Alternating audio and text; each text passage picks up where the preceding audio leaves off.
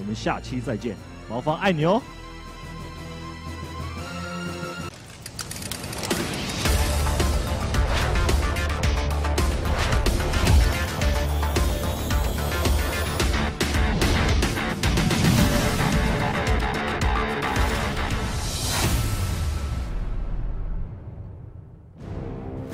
Take two of the most inconsistent teams in China and throw them into a ring, and you'll get BTG versus RPG, and that is exactly the series, the best of two that we're about to talk about. Tetcher, what are your feelings when you think of that series? My feelings are already it's fun. Like, we call them inconsistent, but you have to remember, RPG, multiple times taking series off of teams like SPT and CE, etc. They also were only 2 points behind SPT and CE back in the first season we actually cast, where E-Star came out first, and then we had... No, sorry, that was the 3-way tie. And then RPG were just 2 points behind that 3-way tie and were so close to actually making it into it themselves. Yeah. They are a good team, and of course BTG, 3rd place in last season, and were able to go to BlizzCon and go to Gold Cup World Championships. Yeah. So these teams are great, but they've both run into a bit of a rough patch. Yeah, 2018 seems to be the roughest year yet for those teams, and we're going to take a look at the caster predictions. Draws and BTG wins split evenly here. It's a straight 50-50 between people who say, you know what, both teams are going to get their shot, and people who say, with all the inconsistency for RPG and all the recent successes at international tournaments that BTG had, we're still leaning more towards them simply because they were able to get international experience. But... and here comes the big but. We've got the Chicken and the Wang leading the charge for RPG, joined by fabulous ranged assassin players Infinity and Loktar. And we can't forget about Sa. He was so good of a support player that he even subbed in for SBT. Very, very true. And as we are highlighting Chicken here, looks like he has played Zeratul recently, actually. So that's cool to see, a potential return to. We also did see in that highlight, it looks like Infinity played Ana off stream. I'm going to have to find that replay and see how that went. I mean, they lost, but I'm going to have to find it. Yeah, I think at some point, RPG realized that with the way they had approached the game up to this point, they weren't really getting anywhere. So they may have to try new things to catch their opponents off guard. And let's face it, that's what they were so good at last year. Catching their opponents off guard, pulling out something like the Zeratul Illidan combos, and just surprising their opponents with a split push, let's avoid all fight style. And maybe they can do it now again against BTG. But as you said, beyond the game, they were able to get a lot of experience at offline tournaments, and let's see if they can do it here against RPG. Here is BTG, like you said, they are running a substitute by the looks of it. LLK, Li Ming and Alarak were his 2 most recent played heroes, but we also have Druid, ZJZ, Dancing, and of course, 619, Booyakasha. Tetris in his element when there is wrestling references to be had. I like it. But no heroes references. Unfortunately, those two don't cross over too much. So... Alright, so LLK making it into the mix. Of course, Beyond the Game has always had a relatively large roster. It's a 6 or 7-man roster, depending on which year you take a look at it. And 619, your favorite player with those wrestling references, also become the key player this week. And for good reason. Very solid tank player, great on ETC, very solid Arthas as well. Honestly, I would say potentially underrated by a lot of, in terms of tanks. We're always talking about Misaka and players like that, but 619, honestly, he is very strong. That he certainly is, and LLK looks like he was a melee flex for the team, or he's at least going to fulfill that role, because we had an Alarak there, and I think it was a Genji or a Ragnaros, I can't remember, but it was definitely another one of those assassins. So yeah, cool to see. And let's compare the statistics here real quick. Despite all of their losses in the past, RPG maintained a higher KDA than their opponents and has fewer deaths than BTG as well. So although that is not being reflected in the overall standings and the rankings, they have fewer kills as well, by the looks of it, actually. The stats are actually favoring RPG a little bit. Just a little bit. And you can see the current results, though. BTG pulled out of 1-1 versus CE, whereas RPG, Soa, and Timeflow were their draws, which BTG lost to Timeflow. So once again, both these teams lost to Sunny Line. But you can see both these teams a little bit inconsistent. They're able to beat teams that the other one might have trouble with. Here we go, and our first Battleground is going to be Battlefield of Eternity. By the way, Volskaya was banned out. I would have loved to see some Volskaya Foundry at some point in China. Yeah, not seen it on stream. On stream, we have not seen Volskaya, and we have not seen Braxis. Very true, and it is complete! Wow, I was going to say, it's a complete new Battleground to both of those teams. Not necessarily in their own personal experience, but in their professional career in 2018. Neither of the teams has actually played a single game yet on Battlefield of Eternity. Yeah, in this case, it's their first game here, so one of these teams is about to have a 100% win rate on Battlefield of Eternity. Let's find out which one. Hooray for small sample sizes. As we head into the draft, and I believe that is going to be RPG with the first ban. First ban coming in here on Hanzo Banzo. I mean, no big surprise here. I mean, Hanzo excels when it comes to delivering PvE damage if you go for the necessary talents. And especially on Battlefield of Eternity, where PvE damage is oftentimes king, you really don't want to risk any shenanigans here. But ETC being prioritized as a ban over Genji, that may be due to the fact that RPG doesn't traditionally rely on Genji, do they? They don't. They have done it before. Like, Infinity's played it once or twice, but it's definitely not a go-to for them. Yeah, Infinity, by the way, the guy that you see in the webcams right there. Indeed. We do actually, so many sweaters. The sweaters I've noticed. Yeah, we need to try and find a way to make Genji's name into ban, because Banzo is just a given. That's a go-to. I mean, you can go for the Ganzo. The Ganzo. No, it's just a way to say, like, Hanzo is Banzo, is banned, AK. We need one for Genji. How has Genji been banned? How do we say Genji is banned? We're gonna find out. We're really gonna think of something, guys. Well, we'll work it out. Work it out. For now, Genji was picked. First pick Genji. Responded with an Uther. Pretty good support against Genji. And a Greymane because Greymane. Yeah, Greymane because Greymane. Why not? I mean, the Alliance heroes these days, I mean, of course I'm a little bit biased, but when was the last Horde hero you've seen do really well in HGC China? Garish is timeless. That was week 1 already. Okay, so it's a little... ETC in general. Well, come on, ETC is not Horde. Like, he is a musician that would probably also play for in front of I believe Alliance canonically crowds. is Horde, but I'm not 100% sure on that, so I'll give it to you. Trying to think. I mean, we see Nurden, we see the Falstead, Uther, Greymane. Oh, the list is long, my friend. The list is long. Yeah, you can see Illidan is Illidare. I'm just scrolling through the hero list. The Foxing Around actually has a good one. We could call him Gonji. Oh, Rhaegar. Yeah, Rhaegar is okay. You know, Rhaegar is okay. But somebody actually suggested we forgot about that. We could call him Gonji when he's gone, basically. Gonji? Gonji's good. That's a good one. That's a good one. The Banzo and Gonji. Yeah. And bye-bye, Illidan. Yeah, Illidan, I mean, while he's not traditionally a strong BoE hero, with the Abathur, of course, that changes everything. And already RPG is going for one of those infamous death ball compositions. And they have 3 very important components already. Tyrael is 1.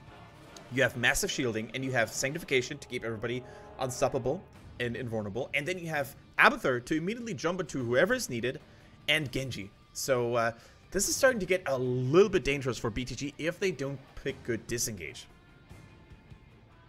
More disengage would be good in this kind of scenario. Gust is always is the go-to disengage. If we weren't in this current patch, I would say Emerald Wind is extremely effective disengage, but Brightwing has fallen so far out of favor. Yeah.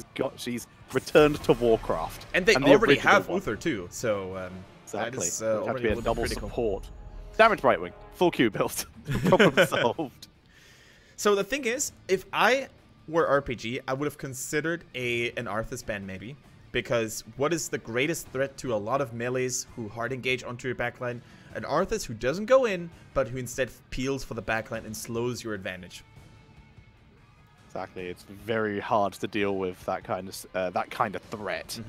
So let's see what BTG goes for. With ETC already banned, like we were talking about peeling earlier, EDC would have been fantastic for that, but Definitely with him true. gone. Definitely They true. do Whoa! right-wing. Tencher the Prophet, you did it! Wow, I did not believe in myself enough for that terrible call. But at least they're joining me on the terrible call, as we see the Brightwing. Anubrak is their tank, very solid here. So it is a double support comp for BTG. All right. You know what? All of a sudden, we're having ourselves a good start to the series. And although you said it was a little bit wonky and you weren't really sure whether the double support would actually work out, I think if they play their tools correctly beyond the game, that is, they can actually make it work. So the Brightwing Emerald Wind is solid as a disengage tool. The Cocoon could actually keep one of those priority targets, maybe a Genji who just popped Dragon Blade, for example, in containment. And Uther, if things go really crazy, we could see a Divine Storm. Yeah, they have a lot of counter engagement potential. I do like that. So it's still weird though. Like, I guess the reaction, there's the Arthas and Alex Straza coming in for RPG. That's interesting. I quite like that. They have their own disengage now in the form of a slightly worse but cooler looking Mighty Gun. I'm not sure what to make of this RPG draft. I think there are some variables in there that could make execution quite hard, especially that Alex Strasser, for example. When to pop the Dragon Queen is the question. Do you use it when Genji goes in? Do you wait until the enemies are fighting back? Or don't get me wrong, like Alex Strasser can definitely work, especially with the Cleansing Flame adding additional damage onto Genji's engage, but double warrior as well on top of it. Normally when you see Turtle death ball combos, you go for 3 assassins and 1 Tyrael. So if Abathur copies Alex Straza, he gets her trait, right? If he can just straight away activate it, I assume. Dude, that is a good question. I'm not sure. I'm pretty sure he doesn't get the trait because I've never seen a Ragnaros copy use Molten Core. That's true. That's an excellent point. It might be on a wind up. But then again, you don't really get to see Abathur and Alex Strasser in the same team that often, so no, I wouldn't say I'm 100% sure, but I'm relatively sure you don't get 2 Dragon Queens. We'll find out. Either way, there's double dragons in this game anyway. Yep. And I'm sure Alex Strasser will be dropping as much healing onto Genji as possible because only a Shimada can control the dragons. Definitely true. And I really think that even if a copy on Alex Strasser can be powerful, no doubt, I think the way RPG wants to play it is copy an Arthas, maybe a Genji too, because they need to get the lockdown down and they need the damage really, really bad against double support. And already, traditionally speaking, double tank, something that RPG is fielding in here right here, doesn't do so well against double support if you don't have double support yourself. So the biggest threat for RPG is that they get out-sustained and out-disengaged all the time. Such a weird draft, though. Both these teams, like, for some reason, the RPG draft looked like it started as a death ball and is now a this. Yes. Whatever this is. BTG, they started with normal and then went double support to like counter the death ball comp that never came. Yeah. So it almost looked like what a draft. It almost looked like RPG was going for a plan here, going full death ball, and then in the middle of the road they were like, okay, scratch it. Let's just play standard now and pick Alex Strasser and double tank. So, it's like packing all of your stuff to go on a small vacation to the water park, but partway there you see a fun fair, but you've only bought your swimming trunks, so you have to go to the fun fair in your swimming shorts. I'm just trying to picture that in my head with you and us, or you and me, just trying to do the exact same thing, showing up in our bath suits in an HGC cast, like exactly, just like wearing bath suits. I don't even know where to go from there. I'm trying to work out what's a bath suit. You don't have that expression in Great Britain? You don't use that in English? We have bathing suits. Bathing suits. Maybe that's the one I was referring to. Possibly. I don't think gentlemen are wearing it. That is just swimwear. Swimwear. There we go. Yes. All right. That got weird real quick. There we go. I was like, bath suit? Like, I don't know what Kendrick wears when he baths, but that would be totally inappropriate for a cast. Wouldn't that be next level, though? You could wear a suit that doesn't get wet, and you can actually wear it underwater. I think we have those. They're called diving suits. I'm talking about a real suit with a tie, so Oh, we can cast like a HGC waterproof from tux. underwater. There we A go. waterproof tux. Yeah. Wow, next level. Atlantis new map confirmed. As we're currently waiting for the game to load, guys, so we're dropping the bants in the meantime. In all seriousness, though, Tetcher, who do you think has the better draft? The Alarak kind of swayed it for me, honestly. It added the damage I was concerned they might be lacking. I'm leaning a little bit towards BTG Really? here. Yeah. Okay, okay. I'm going for BTG as well. I think the double support, although it has become rather rare, could be the recipe they need to deal with that kind of heavy aggression, kind of meh draft from RPG. It's really hard to read the draft in the first place, but RPG have been, traditionally speaking, one of the hardest teams to read, because sometimes they just do their own thing, and sometimes it works, sometimes it doesn't. Yeah, exactly. Like you said, it's they're very good at the game, but you have no idea what you're gonna get with them. And once again, it's exactly like this draft we just saw. Yeah, it's like starting off The Hobbit, and then realizing you're reading Tolstoy now halfway through, and it's like, how did this happen? Where am I? you could basically say that RPG's drafting is like a box of chocolate. You never know what you're gonna get. Yeah, references. So, well, we're trying to buy. Nope, I don't think I've ever heard this song for that long. But there we go. There seem to be some technical issues going on, guys. When we go back to the castle, that's usually a bad sign. However, since China is being played on an offline venue, and you have admins there, and you have technicians there who can take care of all sorts of things, normally those issues shouldn't persist for a long time. Yeah, they usually get fixed off pretty quickly, and then we can get into it. So Genji's the copy target, right? Like, there's no doubt on that. Double Arthur's is a possibility, it is a thing, but Genji's the more likely one, right? Definitely true.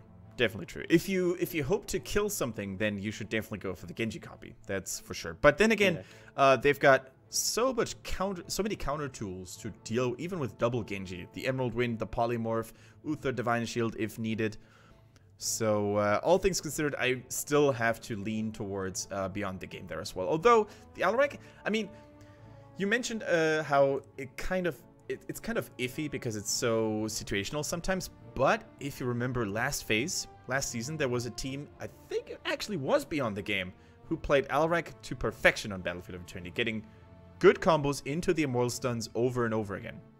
I think it was them. Yeah, I'm not 100% sure. It might have been them. Almost it was sure. them or the one. I'm sure it was one of the new ones. Yeah, I'm pretty sure it was them. Fair enough. But yeah, Alarak can be incredibly scary. This is a really good map for him. He's not great in terms of Immortal Race. He is fantastic in terms of Immortal Defense, which is really good. And which is also... This is usually a four-man map, meaning that if he's not in the solo lane, he can stack quick.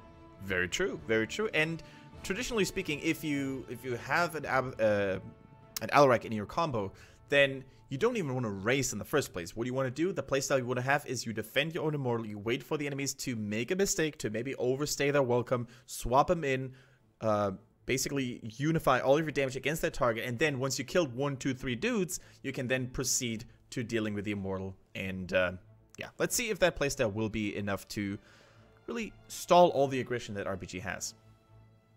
We will have to see, indeed. Whereas, well, once again, RPG, do they even have that much aggression? They look like a slow... Like, for starters, where is RPG's immortal damage?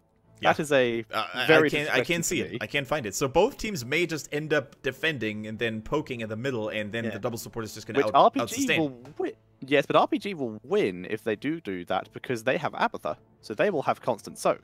The soak is definitely a big point. That's a good point. Yeah, for sure. Like, if there's long skirmishes, a long back-and-forth battle in the middle without really committing to the Immortals, then Abathur can really use his double-soaking potential on a 2-lane map, most importantly, to get his buddies ahead. So, yeah, I wouldn't mind a shield build Abathur here, to, like, just keep everyone healed up, keep the sustain going.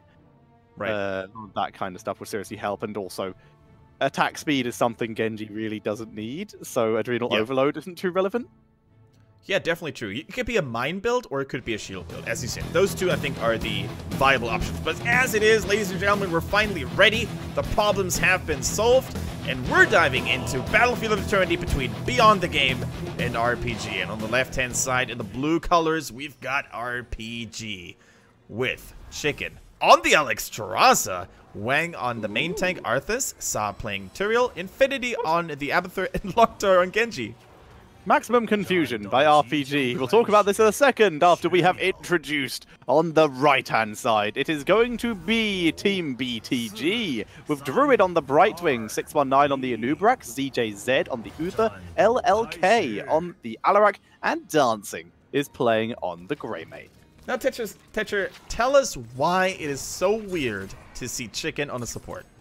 Because we've never seen Chicken, like, we've seen Chicken play supports in the past, but it's always been Uther, like a support that's kind of melee, that is made to be melee. Like, we've been saying he should just play Karazim for years, for a year now, but he rarely does. But now, not only is he on a support, his support isn't. The main support for RPG is playing the Tyrael. Very true, and already we can see a pretty cool build to come out. Most HGC teams up to this point, they were always prioritizing the W build, simply because in competitive play you have good coordination normally, you have good communication, so you can really time those circles very well. But the other build that was pretty predominant here was the single target heal build, focusing a lot of Alexstrasza's Q. But now we see a flame build, a fire build, and if you stack it up at level 1, you're going to have a cooldown reduction for every hero hit on that Dragon Queen. And with that 3-man root, Chicken is stacking, getting those stacks up and build that cooldown reduction for when he is finished. And also, it is poke damage, which is exactly what they want when you are against a very defensive team like BTG's on the Immortal. Yeah, and especially since Brightwing is the dedicated solo laner in this game, fighting it all the way until Abathur's Nest there.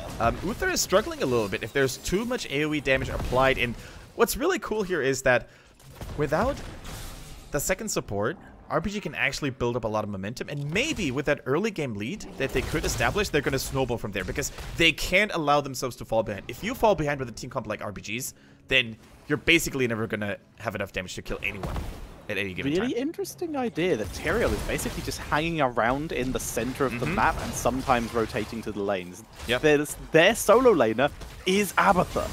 Here comes the dragon as they do move in here. Circle healing on the ground. Abundance is applied. The science is good though onto Tyrael, but not enough as Alarak and not Anubrak. Genji! Genji didn't have a Swift Strike, otherwise he could have maybe used it to execute 619 on the Anubrak. But let's not forget about the fact that although RPG won the team fight, they killed Alarak and they secured the mercenary camp, it came at a heavy price, at a hefty price, and that was the Dragon Queen, which is now going to be on cooldown for the entire duration almost of the Immortal phase. However, a solid 20 seconds of duration before the Immortals do spawn, so a good amount of cooldown is going to be applied there. Extra slow coming in from the, for that Flame Buffet. Flame Buffet, sorry, not Flame Buffet. Yes, welcome to a buffet of flames. Wow, stacked. Good job, Chicken. Flame all you can eat. What a buffet of flames that he was able to get. Ripped Genji, oh my god. Oh my goodness, Beyond the Game is not messing around here. They execute Genji, and that was exactly at the right time if you're BTG, and at the worst time possible if you're RPG, because without your main damage source, you can neither defend nor apply pressure onto the enemy portal. So the halftime show should heavily favor Beyond the Game right now. Yeah, especially considering they have Greymane, great immortal race potential. So they are able to take the significant lead, especially with the lack of Genji. And now we see RPG having to fight on their opponent's side of the map. Immediate polymorph onto Tyrael. They're moving forward. Genji is very deep. Loktar dropping the damage. And they're playing very aggressively for a team that the body blocks are good. Immortal and by Arthas, but they kill Uther in exchange. Here's the Dragon Queen again. Good win buffet to split the team in two. Anubrak zoned out, and that AoE damage from the fire of the Dragon Queen getting good value here. Dancing drops Are they gonna get another one? low, but they can't pick up the kill.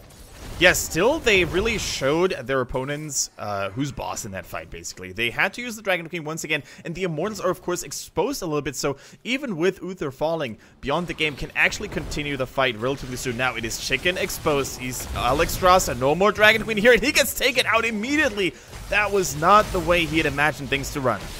Yeah, solo defense, Alexstrasza, significantly flawed and will be fixed in the next patch.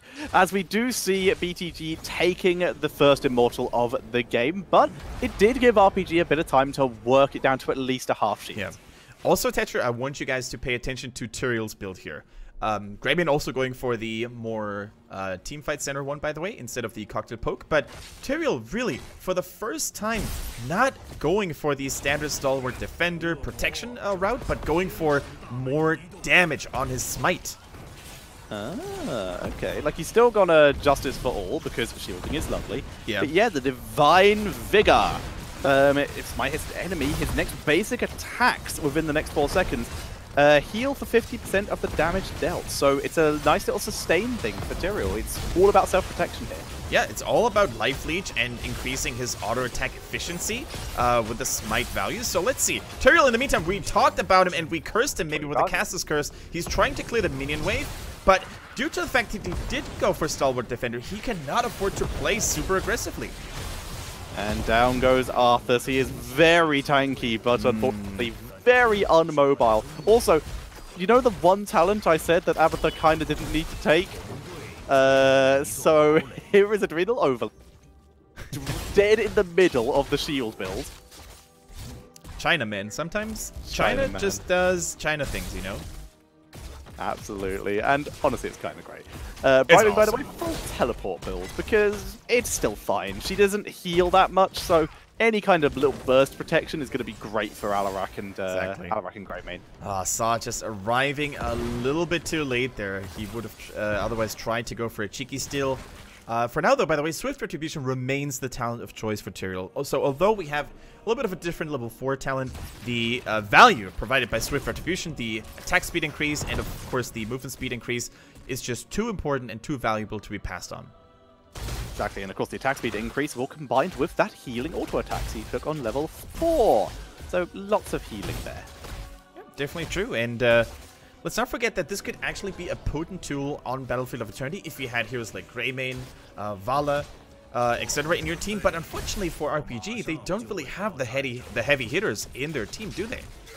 They don't. Like we mentioned it earlier, their immortal race is non-existent, really. They are a defending team, and right now, if they were to defend, they would be defending against a level 10. They've only just hit level 9. Yeah, and that's exactly why they're shying away from the direct confrontation in the bottom lane, because they realize if they try to defend something that can't be defended because of level 10, they would probably take even more casualties and fall even further behind. So they're trying to get their own value in the top lane. They're pushing in heavily, and only Brightwing as the sole defender is probably not going to be enough. Also, beautiful nests here, beautiful toxic nest by Abathur, slowing down any potential rotations by BTG.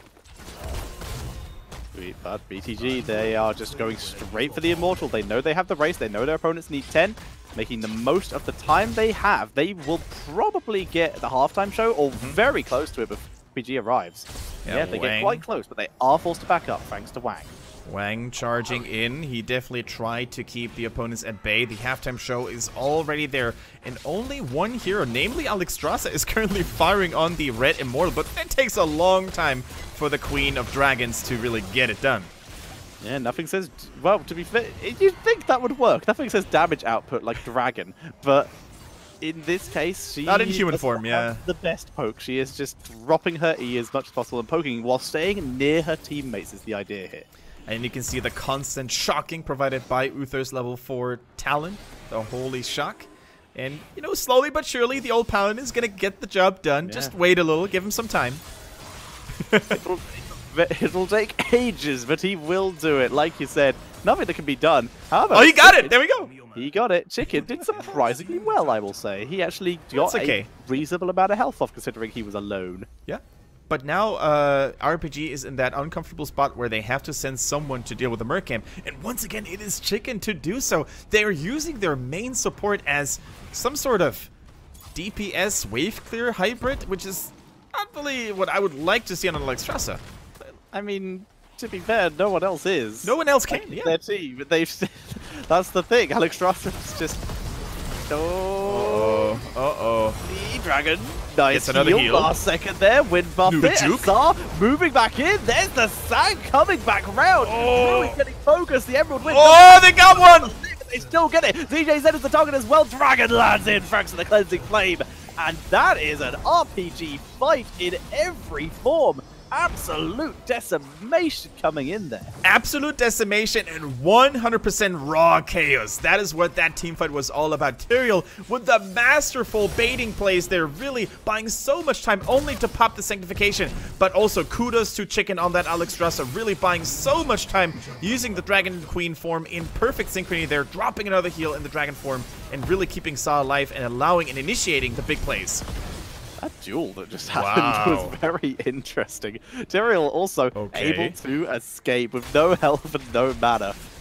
And, wow, nicely done. And even though Decimated was the wrong word for me to use because they were taken by 10, RPG are still able to take the Immortal. There we go. Worth it. Absolutely worth it, Wang, man. flee, or just run into them.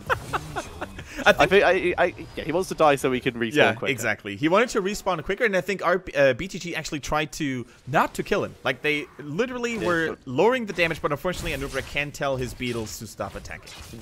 Jerky beetles. Yep. No control over them. But now BTG going to be able to defend this Immortal. Once again, they have Greymane. They're going to be able to clear that without too many difficulties. Yeah. Really, really nice move, and an important move as well by RPG to really stay in the game. They've actually taken a lead in experience, and they may actually take Druid down. The body blocks were good, but the polymorph preventing the Swift Strike, and then the healing by the Healing Fountain was enough to keep Brightwing alive. Really smooth mechanical plays on both sides, actually, now, Tetcher. Yeah, both of these teams despite the weird drafts, they're executing them very well. I'm not really seeing any huge flaws from either team, so very fun game to see so far. Yeah, considering how this drafting went with the old school double support style and a team composition that, let's face it, doesn't really make a lot of sense on paper by RPG, both teams are really delivering and showing us some good Heroes of the Storm. Let's see if RPG at least can keep it up. Abathur is waiting for the 13. So is Tyrael. Oh my god, he went for the talent that I always wanted to see, Law and Order. And I'm not talking about the TV series here.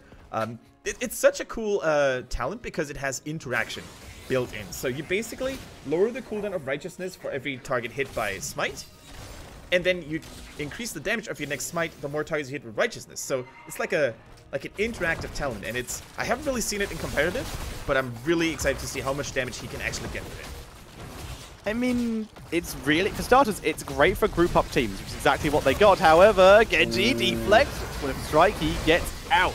Brightwing already teleported in, giving the shield. There's the Emerald Wind to zone out. Cleansing Flame, though, might be enough to keep Wang and Star. There's the Sanctifications. They push through the fort, moving on, trying to get Brightwing. But the nice knockback thanks to Alarak might be enough for Genji with the Dragonblade trying to finish off Brightwing. But Druid makes it behind the wall and will survive. That was an insanely clutch team fight for both teams. Both teams could have lost a hero miles ago if they hadn't paid more attention. But here comes the reinitiation by BTG.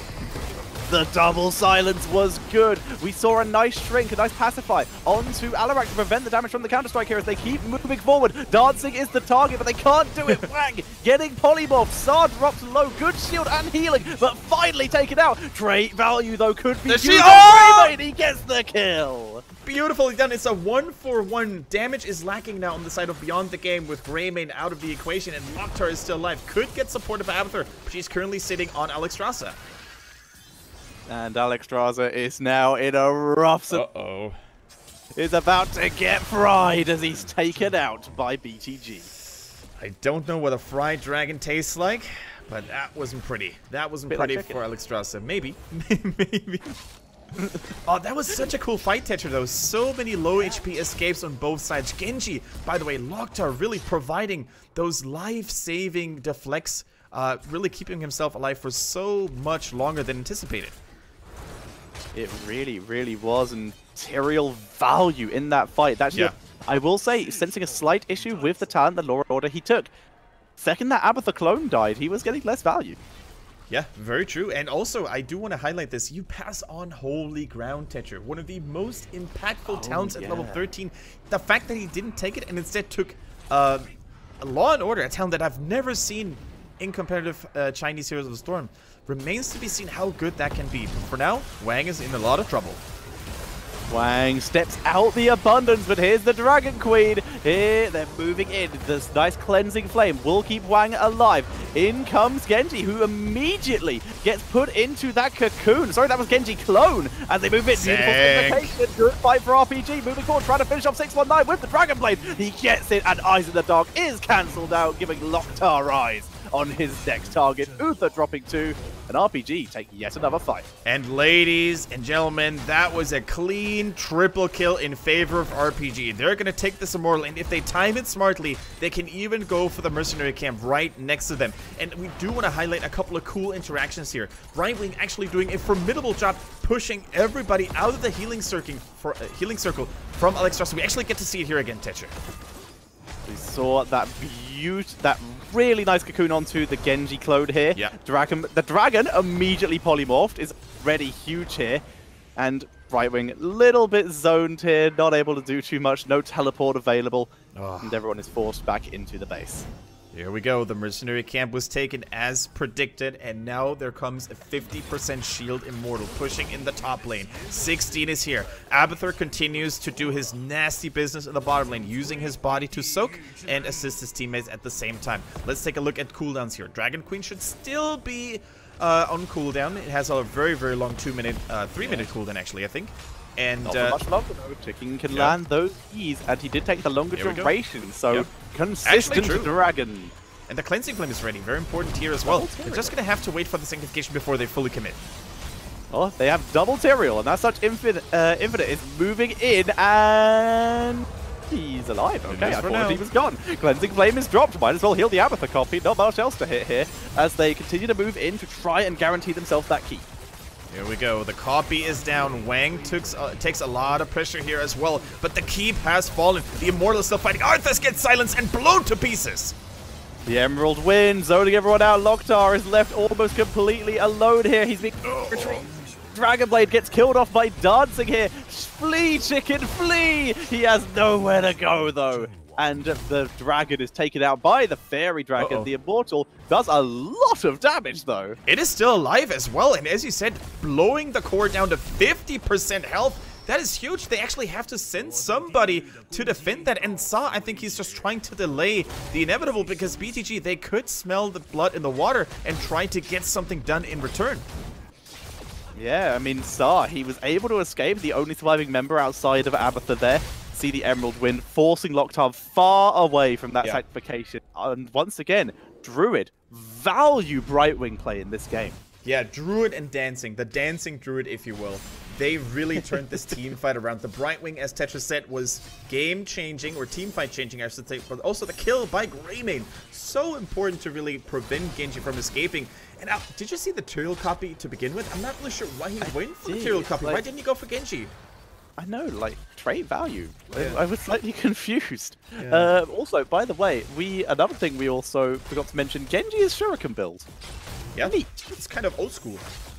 Very old school. I mean, it works here. You need to poke the Immortal. I guess it makes a lot of sense. I like it. Very true. And by the way, Tetra, is that a Burning Halo on Tyrael at 16?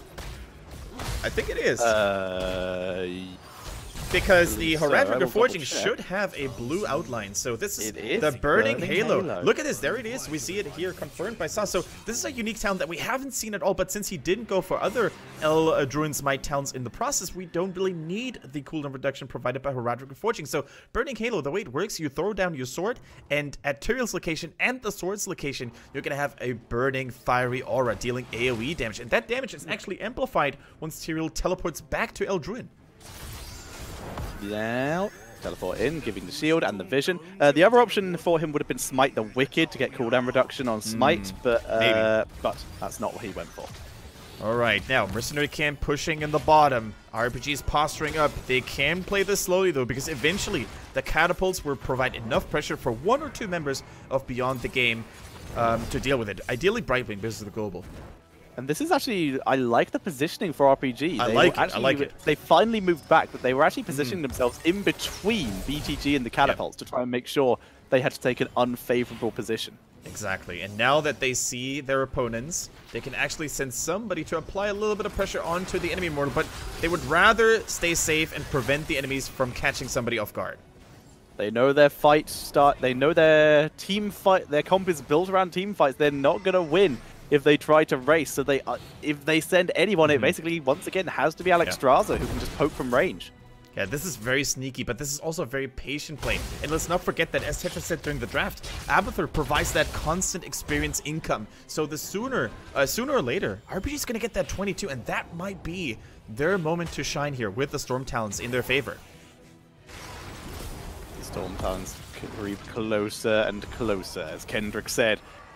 Right wing clearing the top lane alone, very riskily. You can see Tyrael was thinking about it, but speaking of risky, BTG, their middle name is dangerous. They move in from behind, from RPG's side of the map. Genji already being forced to run away. Cocoon could be dropped. Chicken gets knocked up. There's the follow-up done by Uther, and Chicken is down. Sank a little bit too late here. Dragonblade coming in, immediate divine shield onto Greymane to focus him down, and he's taken out so quickly.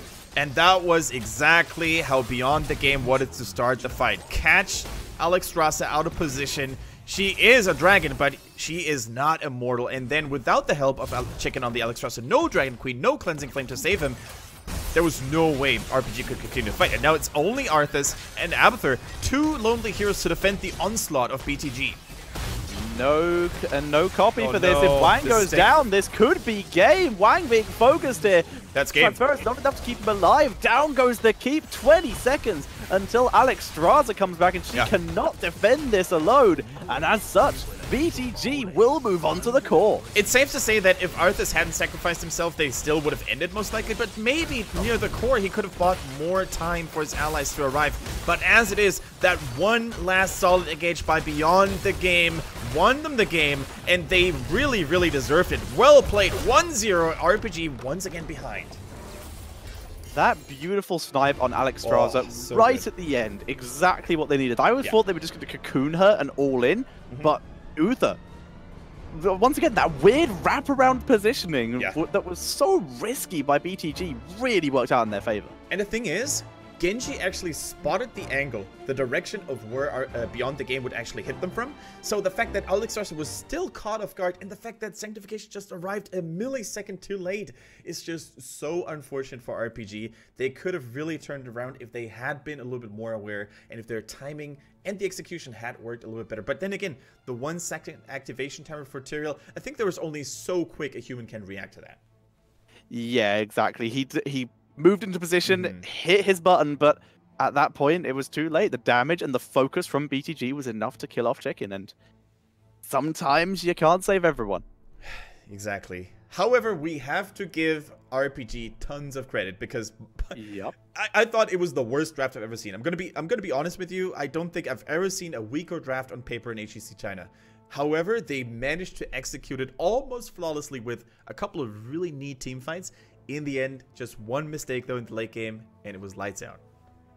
I agree, it was pretty rough looking at it, although I would argue that the no ranged assassin comp we saw... time flow? Yeah, okay, yeah, that was also time flow pretty might be wonky. A little iffy, but I will like you said, there was some really impressive stuff in there. The one I want to highlight, and it feels good to say this again, is Chicken.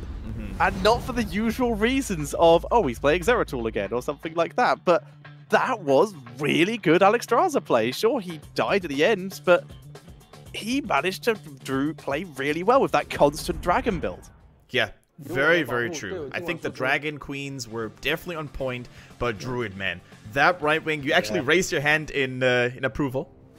Yeah, the dragon for Fairy Dragon, and Druid, he survived so many times when he shouldn't. The shield was gorgeous all the time. Emerald Winds were almost always perfect. The polymorph on the dragon, which is amusing in itself, was extremely effective. Just Druid, man, he was so good. Can we now say that Fairy Dragons are actually way scarier than Rat Dragons? I mean, I think they're scarier in general. With a dragon, you know where you stand. It's got